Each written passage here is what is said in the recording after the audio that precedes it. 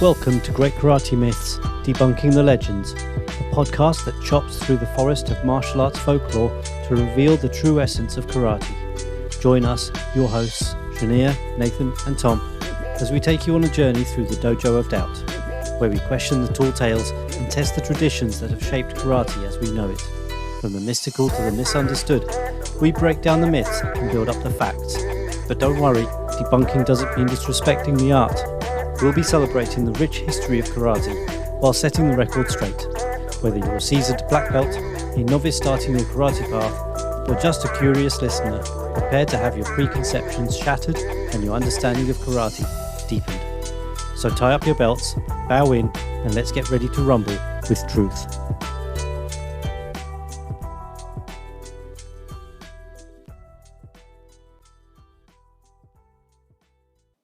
Welcome. The title for today's show is Function Dictates Form. Nathan, in 1994 you published Zen Shaolin Karate, The Complete Philosophy, Practice and History, where you used this aphorism to describe the observations that led you to discover the essence of Karate Kata. Could you describe how that thought process has led to what the Kodoru Classical Karate Association is doing now? Well, use a fancy term. It's our leitmotif. It's how we started out, really. We had this amazing. We had kata, with, solo choreographed sequences of movement that were said to contain the essence of karate. Funakoshi Jichin, the founder of Shotokan Karate, which is pretty one of the biggest styles in the world, had a lot to say about kata, and to abbreviate it, he said it was basically the essence of karate. Could be found in the kata, and for him, karate was the kata. Again, I repeat, solo choreographed sequences of movements. So when we looked at this as collectively, because we've been a group for 25, 30 years. 25 years. We started with the kata. We took what Funakoshi Jichin Sensei said at face value, and saw a disconnect between these traditional solo choreographed sequences and for instance, free sparring. The two didn't seem connected at all. So we decided to concentrate on the kata. What they meant, what was the purpose of these enigmatic sequences? Tom, what are your thoughts on Function Dictates Form? Well, yeah, you've got different martial arts, different functions, so different sets of skills that have different contexts for applications that were going on and being used. And at some point, they, in China, became put together in forms that became, that ultimately became the kata that were inherited in Okinawa and Japan. And what seems to have been lost in the transmission is the function of the forms. And it's all then subsequently been reinterpreted all as unarmed self-defense. And the main body of work that Nathan pioneered is to seek the original functions of these forms. What were they originally for? And what we found, what Nathan started and the group has found, is that there are lots and lots of different things, predominantly weapons based, and it led to the understanding that you can really only have a kata for a very limited purpose or a limited function. You can't have something very, very abstract that leads to a kata. So you can't say unarmed self-defense and then create a kata out of it. It's just too big a problem to solve in a kata. And the other part of that is that a kata doesn't really serve any usefulness in terms of preparing for an armed self-defense. So, but it is very, very useful in the concentrated functions that were the original purpose of these forms. So, for example, Sanchin, as you find it in Weichi Ryu, originally being a Sai kata. The purpose of it is very, very clear and simple. It's to develop the use and skill of using the sai, a pair of sai. So that involves flipping, gripping, the angles that you would make contact with, producing leverage, trapping, striking, all those basic ingredients to use a pair of sai are contained within that form. Now, that might still sound a bit abstract. So the other part of this is that there's a context for the function as well. It's not just it's using sai. It's not, well, we'll take a pair of sai onto the battlefield, down to the pub, or anything like that. It's civil arrest is the context that is where this type of usage of the sai takes place. And how do we know that? Well, you're not using the sai to strike the eyes. You're not stabbing someone in the eyes or throat with it. The structure of the form, the kata, and the layout of the techniques are very particular in where you're delivering the strikes, where you're delivering pressure, where you're maneuvering. And so what's absent in the form is just as important as what's in there. And that's an important part of approaching the original function of a form as well, to see what's not there, which Nathan's written about. And it's so I'm just going to jump back to, if you're interpreting kata as unarmed self-defense, you've got to ask the question, where's the ground grappling, how do you deal with multiple opponents, what happens if it doesn't really answer any of those questions of being randomly assaulted or anything like that. It's just, there's no head butting, there's no eye gouging, there's no biting, there's none of that stuff in there. And so you can kind of, by process of elimination, throw out some of these ideas which have been lumped onto forms and work your way back to the original functions, which is what we do in the group now and have concentrated on. And so when you get to these original functions, what you find is why the form exists in the way that it does. So if you really want to understand the Sanchin, for example, and again, I'll just reiterate, as found in Weichi Ryu, we've worked out that it's for the use of a pair of sai, training those fundamental skills and mechanisms for manipulating the sai and using them in the civil arrest context. And there's a whole body of evidence for that. But when you start working with that and exploring it, you realize that the Weichi Sanchin couldn't be any other way. It really is a very, very refined form born out of that function.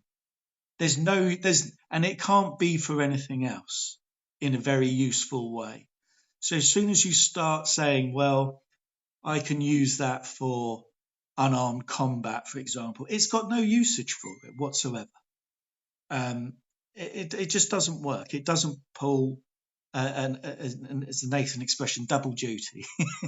And so, again, you can eliminate that, and you can see that these functions became these forms, and that idea of creating a kata or a form or an embodied manual of particular martial skills, particular sets of skills and functions to train people to do jobs, to train people in particular sets of skills for their craft, their trade, a policeman, a soldier, a bodyguard, a palace guard. And you've got the manuals for it. You go and do this training. You've got that role. then it doesn't have this kind of, oh well, I'm an expert in policing, so therefore I can become a cage fighter or something like that. And so that's some of the ingredients of how function led to these forms. And yeah. Well, just to jump in here, I think Tom's hit the proverbial nail squarely on the head. But with regard to, well, I agree with everything that he said, but then I suppose I would. But what he's described, an important part of what he's described is how could you order ballistic fighting combat in a sequence? I'll give an example for for the viewers and listeners to consider, to imagine.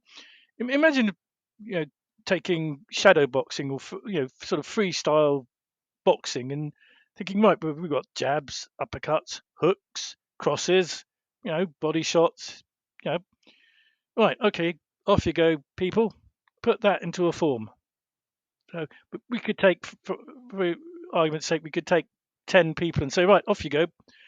Put those techniques into a form, and you'd come up with 10 different forms from 10 people, and then we'd have the task of deciding who's correct, which one would be authentic.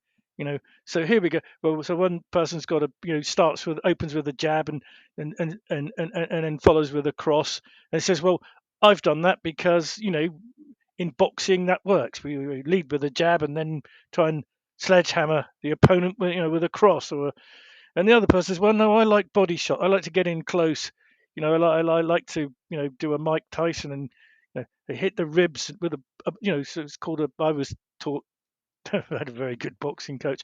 You know, um, a, a hook to the ribs, and then using the same hand, hook again to the head. So the second person might start their version of a form or a kata, with their predilection or their interest in the hook. So they might open their creation with hooks and concentrate on hooks.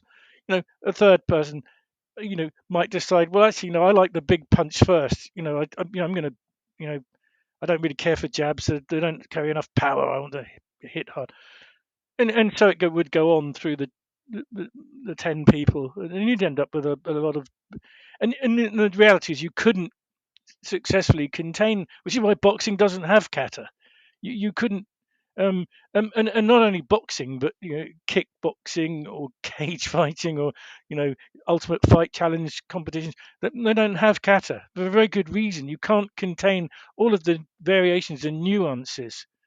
It's funny. I mean, I wouldn't want to contest this next point with anyone, but over the years, as a group, we looked at we looked at sports in general. I'm not suggesting karate is a sport, by the way, but we looked at tennis and cricket and a number of different sports.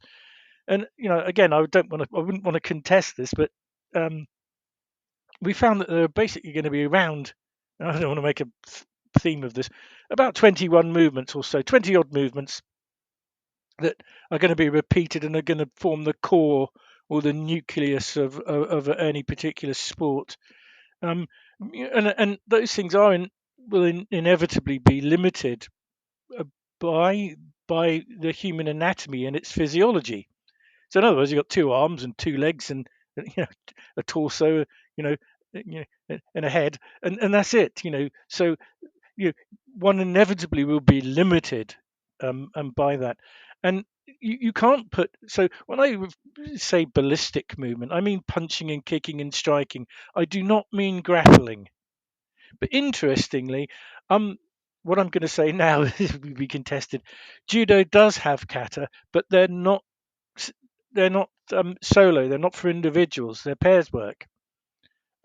So really, if we looked at and Tom did hit on the fact that those forms originally, the kata that we find in what became known as, or viewed as Japanese karate, they did have their origins in China, and they were transmitted through via the Ryukyu Islands, chief island, Okinawa, and they went to Japan as late as 1921, and then out to the rest of the world. But those forms, as Tom correctly identified, were originated in China, and he's hit the nail on the head by identifying those a lot of those original forms. And Tom referred to the weights you do, which are one of I would say just three major Okinawan karate styles. Which interestingly actually went to Japan first, but anyway, that's a moot point. He correctly identified those forms as being weapons based, and he referred to the Sanchin form, or the three conflicts form, which is was said to be the beginning and the end of karate by some teachers. Well, I think words along those lines were used by the founder of Weichi-Do Karate, Kanbun Weichi, and continued by his son Kani Weichi.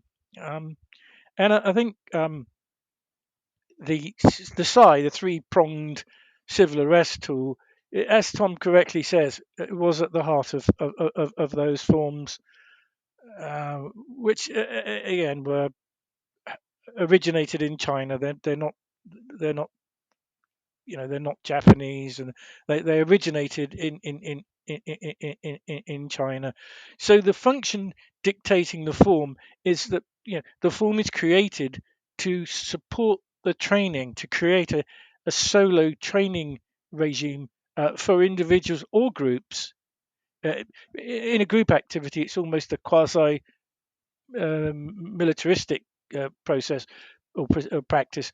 But these forms, the important thing is they can be done solo, alone, which means you've got a takeaway practice.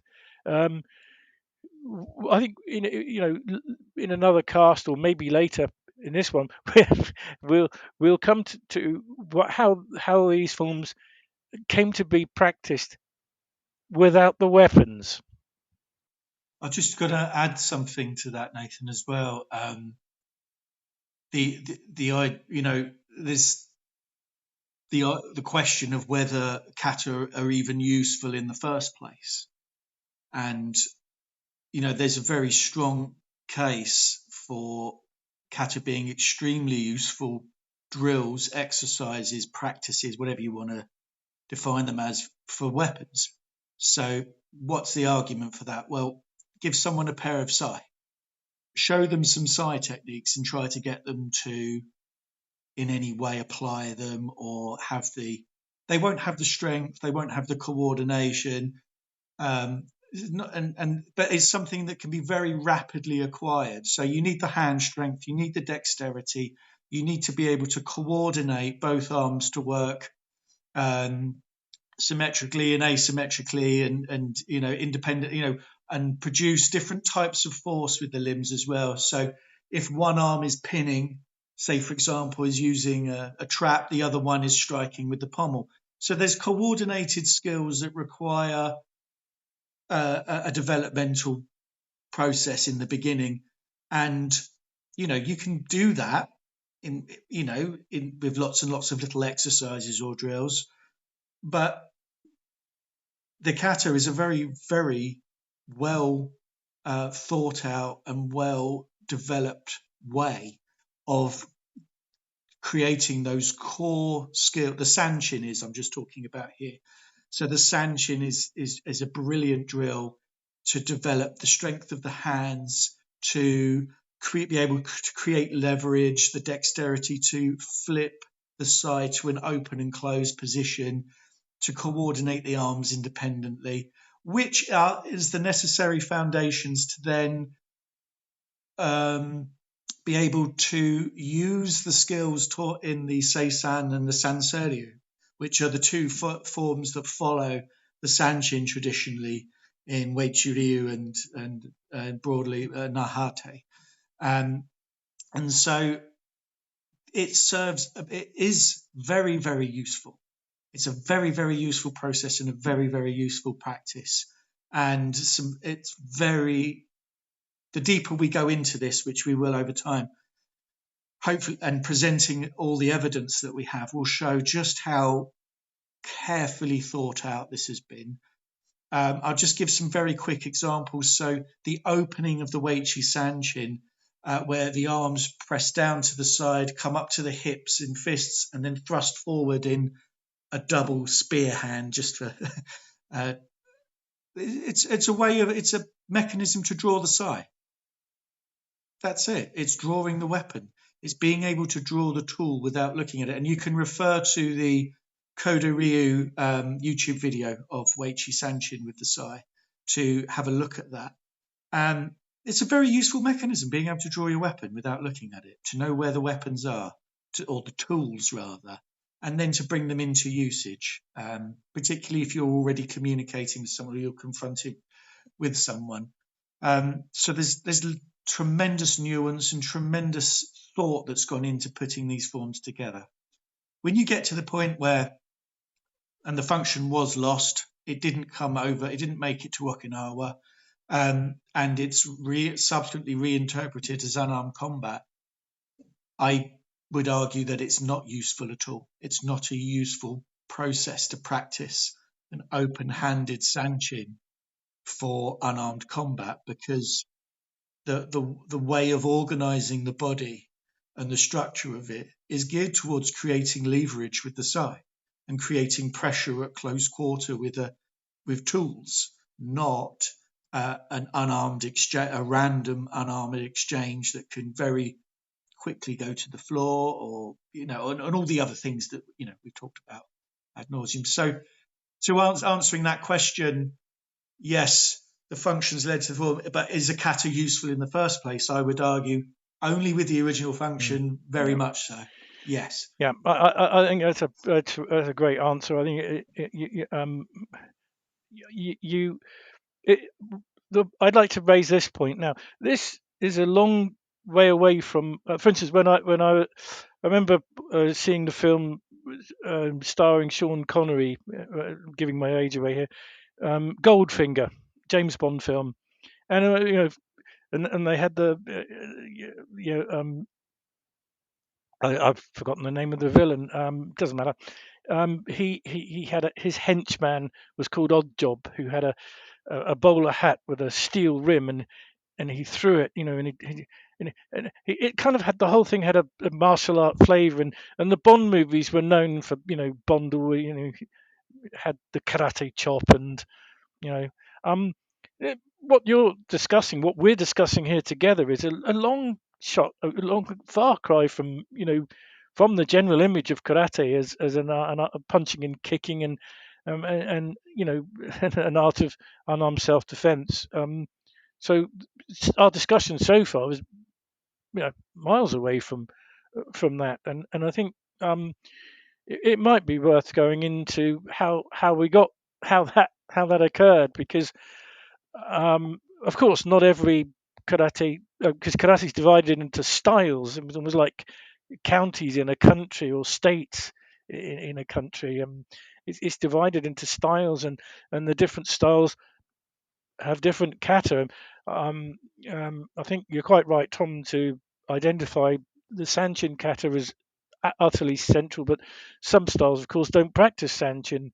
I think it's important to note that a lot of the so-called styles have sets of kata which are actually quite recently invented, and I think, without straying too far from the topic, we need to just quickly look at a fundamental division in karate to clear up why the different styles have different kata.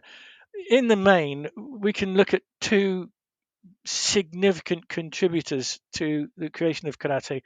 One would be the figure of Funakoshi Jichin, who died in 1957, I think. Yes, And the other one would be Miyagi Chojun, the creator of Goju-ryu karate, who died in 1953. So this is not a long time ago. Well, it depends on your point of view, but or on your index point. But these are not ancient styles. In fact, in my own studies, I came to the conclusion that Miyagi Chojun Sensei had massive, significant input, if not total, was not totally responsible for the kata that became that were used in the style of Goju-ryu.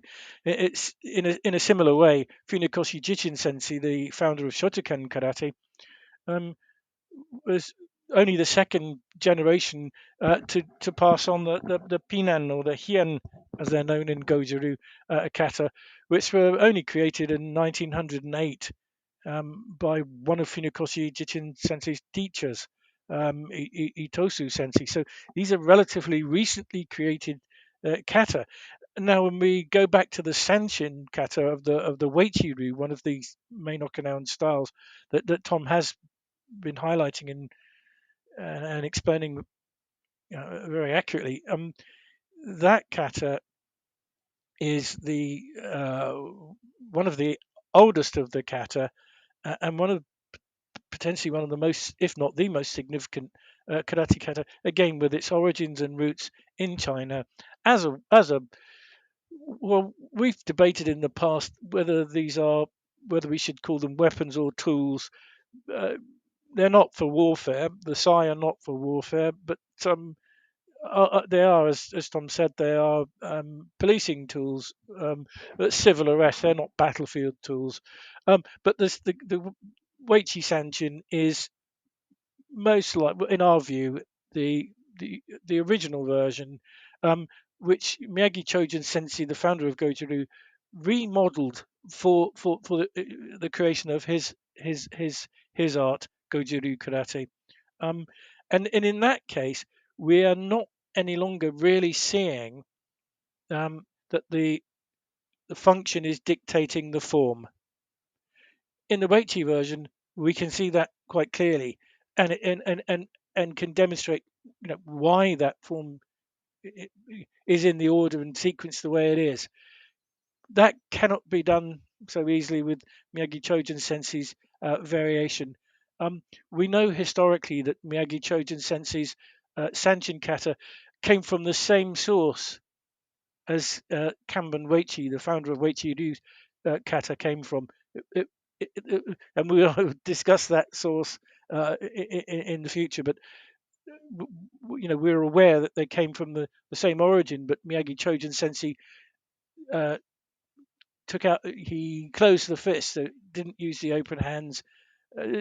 Sanchez divided into three sections, and in section one, the Weichi version keeps the hands open, whereas the Goju-ryu version has turned the open hand into a clenched fist. This is hugely significant because the open hand, the Weichi version doesn't alter or change the function, but when you get to closing the fist, then you end up with something that's, well, without being critical, Goju-ryu Sanchin is incredibly popular. It's probably, it's practiced all over the world, but by several million people. But it's the Weichi Sanchin is less common, but it is, notwithstanding that, the prototype, and it is a great source for being able to be able to say function dictates form. If karate hits a point at which the function, the form doesn't reveal the function, then karate, as Tom alluded to, becomes very abstract, and you can't, and then anything can be anything, which is indeed what's been happening in karate. That it's all down to personal interpretation, and you if you dare to say that it's actually for instance, let's stick with the Weichi Sanchin. If you dare to say that it's actually got a clear function, then one can be, or we can be seen as zealots somehow, whether we've got the truth and so on. But it's a great exemplar of how function does indeed dictate form. I recall when Nathan published The Great Karate Myth, Unraveling the Mystery of Karate back in 2006. It was extremely controversial. And there was so much pushback from mainstream karate styles, with many of them saying, well, why would you want a kata for weapons? There are ways of learning to do things. So it's not that a kata is necessarily a better idea than anything else, or that it somehow is special because it's all it's got special qualities that can't be done in any other way. It's not true. You could, as I said, you could take a pair of zai and you could do lots of different drills, and there are other ways, but it's been conveniently put together in the same way that a college education is put together, or a university education is. Having a ordered syllabus or a kind of direction with your learning or development is a useful process. And that's the same with learning how to use tools. You're not going to be given a pair of zai and go, right, just do whatever you want with them. It's not a useful way of developing someone that's going to be efficient with that particular tool or in those particular types of skill in the context in which they're used. And so the kata isn't something particularly special, but it's a very, very, it's an embodied manual. It's a physical they're physical manuals. So it's a body of knowledge that's been collated together to develop the ability in a particular function. When, as Nathan said, that function is lost and then it's reinterpreted, that's how you end up with styles. Because if you're learning how to use a tool, you're learning how to use it, you're learning a skill for a trade or craft or job or whatever. You don't go, well, it's not like styles of tennis. You play tennis.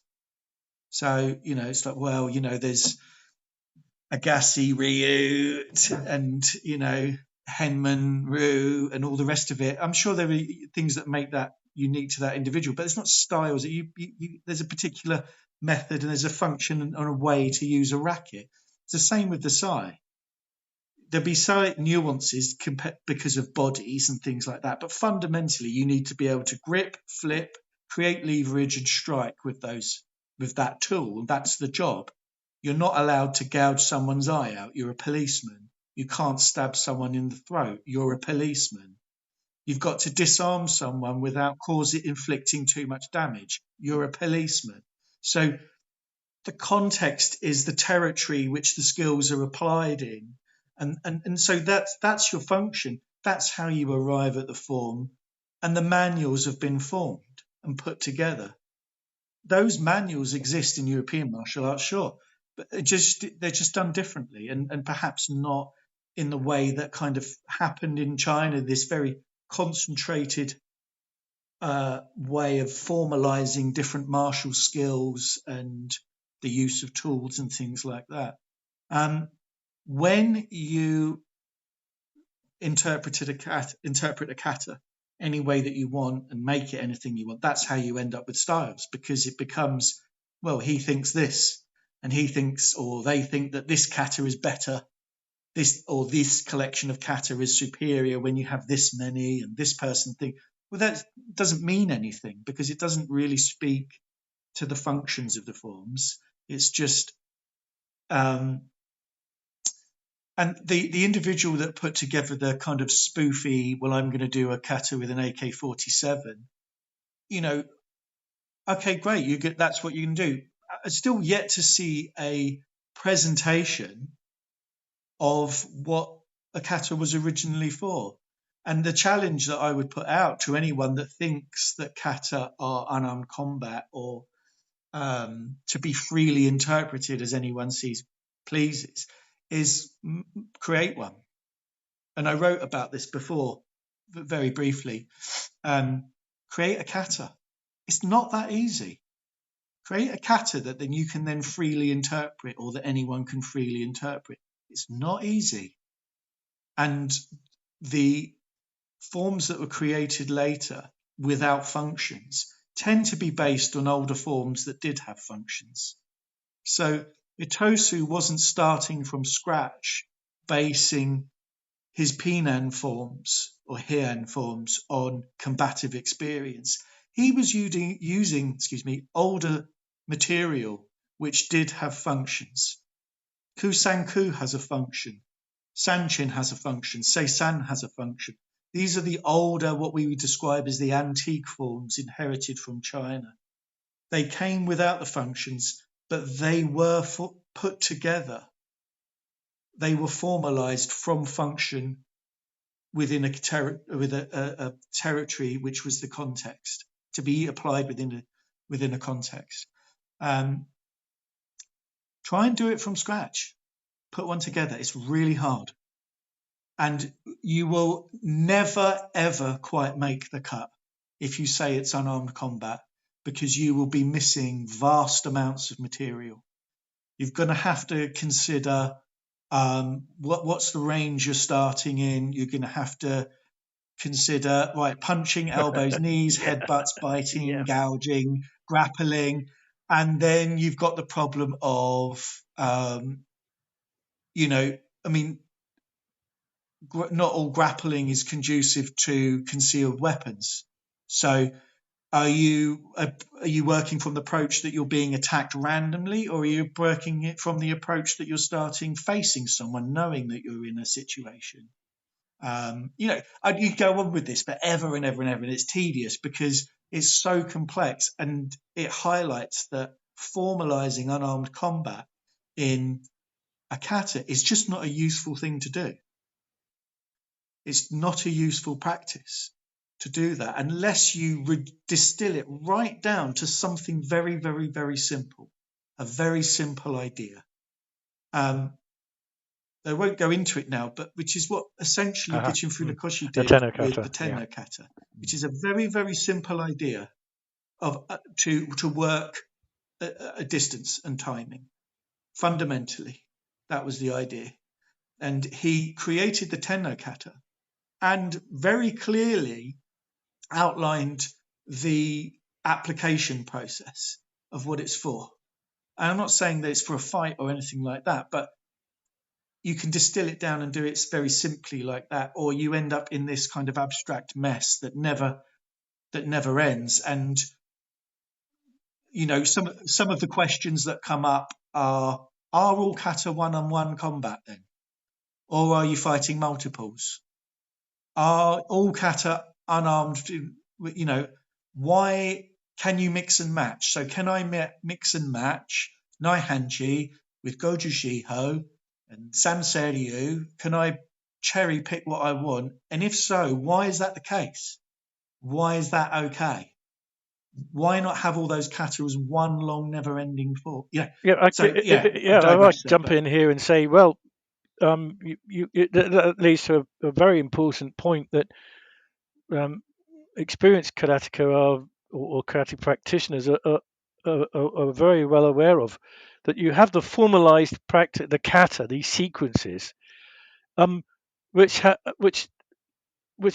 nothing to do with the free sparring. So when it comes to the idea of fighting and how one might fight by punching and kicking and blocking,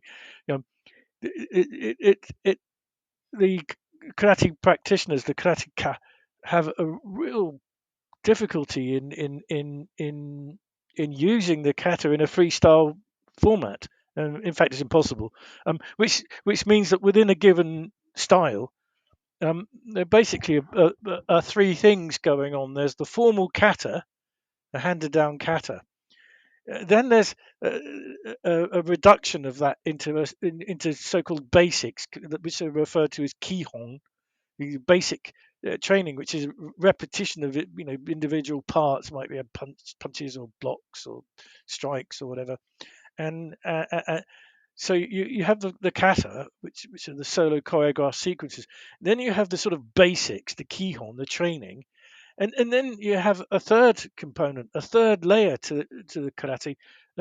Jiu kumite. Kumite means meeting hands or sparring, as most people understand it, which doesn't resemble really hugely the other two components. Doesn't particularly resemble the kata. So what are formal blocks end up being sort of light slaps and parries, generally with the hand open, and they really don't bear a lot of. They're not directly connected to the formal kata. So you end up with three components in the one style, which don't blend together seamlessly. In fact, they don't blend together at all. There's a karate combat is a great example of that. Looking at some of the incredible athletes, no Nai Hanshin insight, no Sanchin insight anywhere. Just very very skilled fighters doing what they applying all of those skills in the way that they need to be for full contact ring fighting.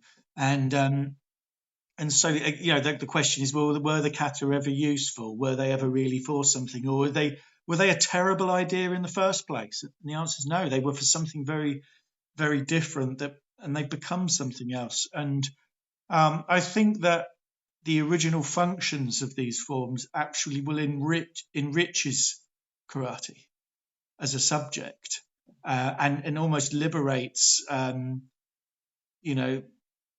lot of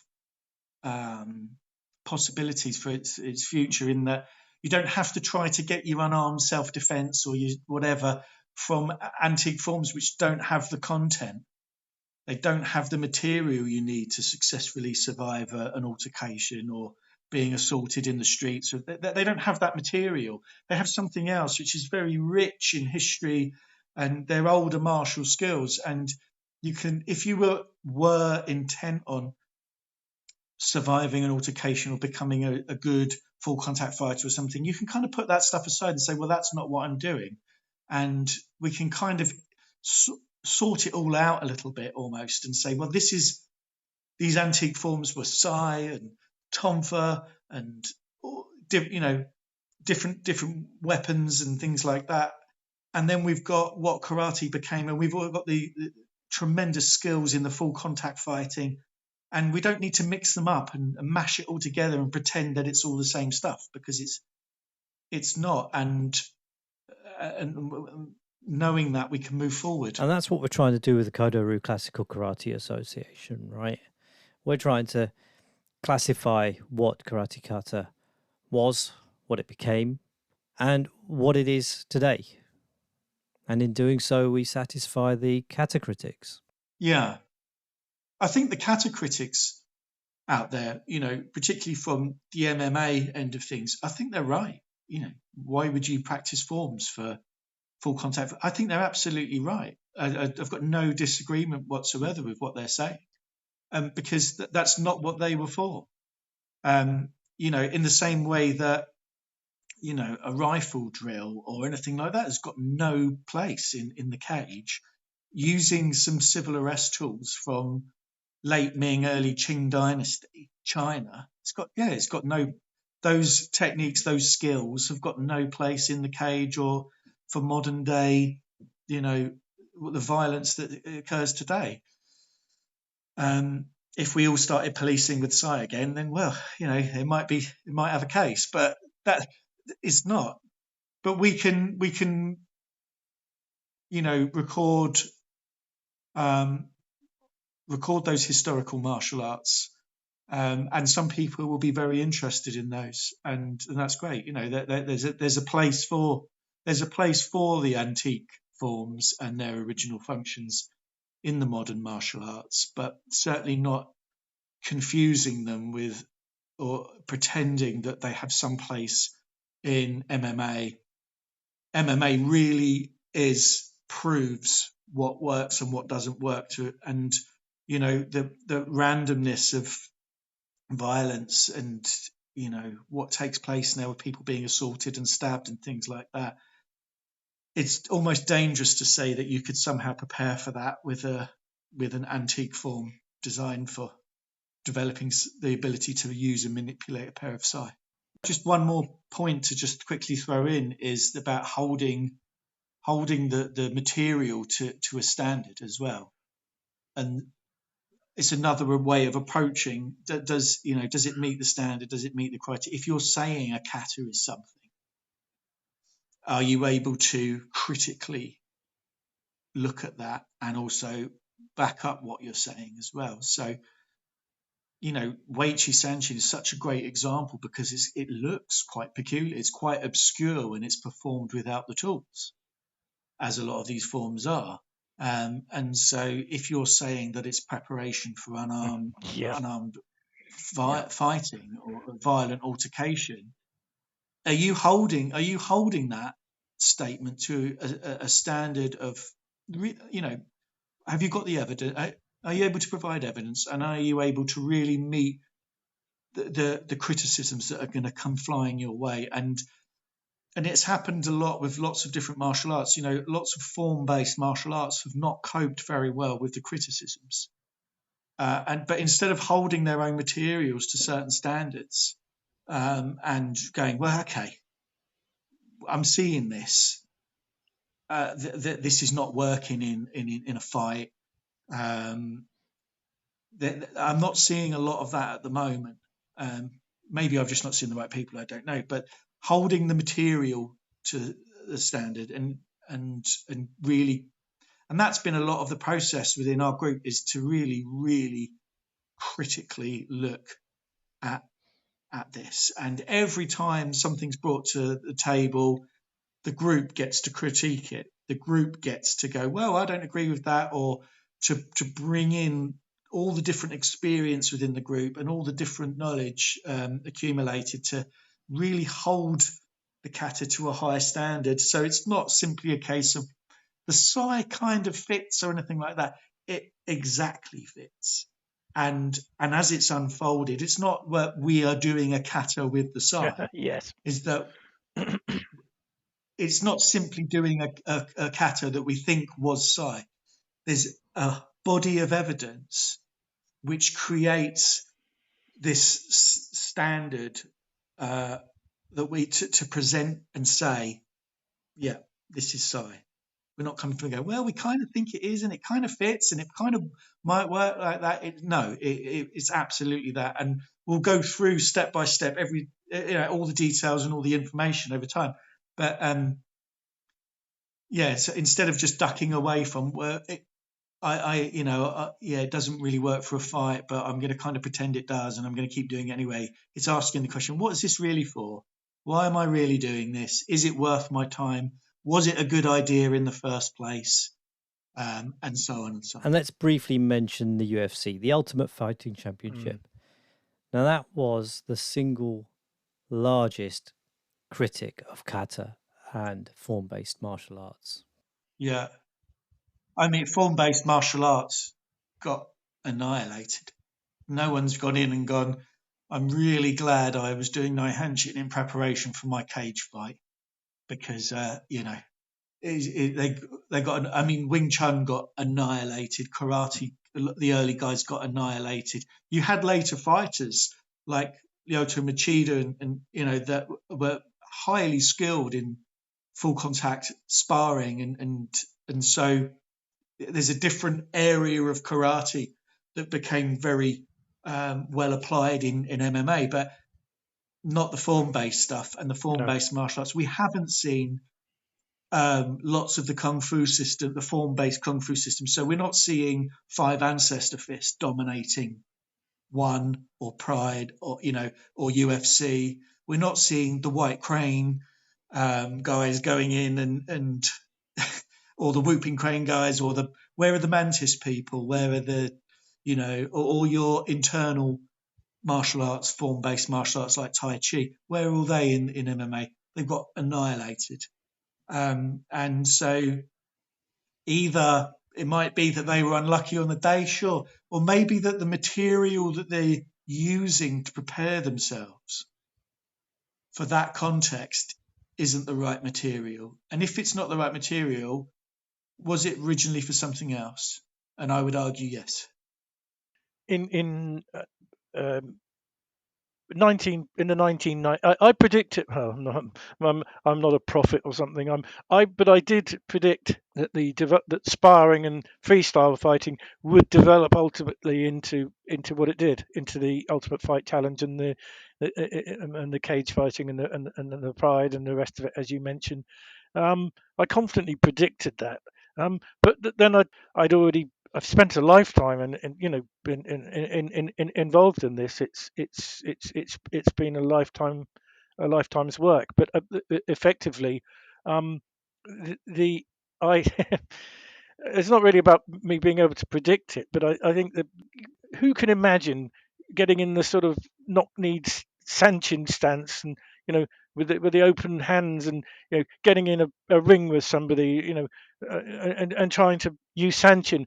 Now apologists for it quite often fall back on which is partly what Sanchin has been used for or interpreted as.